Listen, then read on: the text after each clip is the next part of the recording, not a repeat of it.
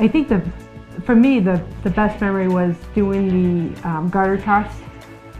Because if you remember, we had the garter toss.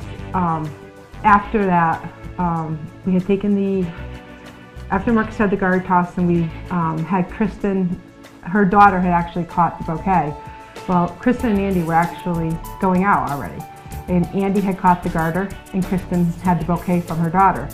So when you had them reversals after the first go around of putting the garter on Kristen, and then they'll have her put it on Andy, that was really fun for everyone there to see.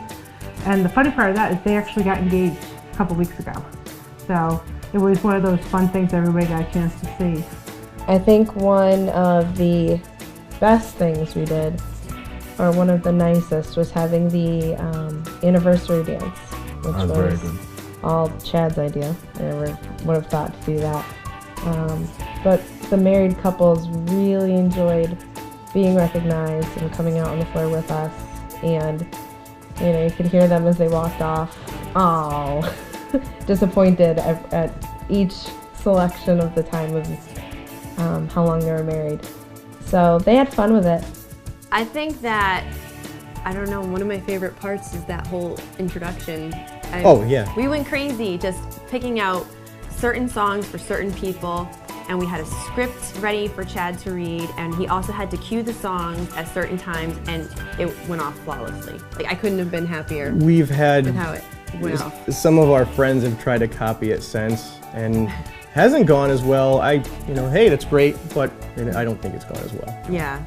But we've definitely had people copy us. And also that huge train, you might have been at the bar, but we got this huge train going at one point that it snaked outside and back inside. That's one of my favorite parts of the video too, was just seeing everybody on the train. Like, it was enormous. I remember seeing parts of it. I got in toward the tail end, I think. Yeah. It's truly hard to even come up with anything but awesome, great.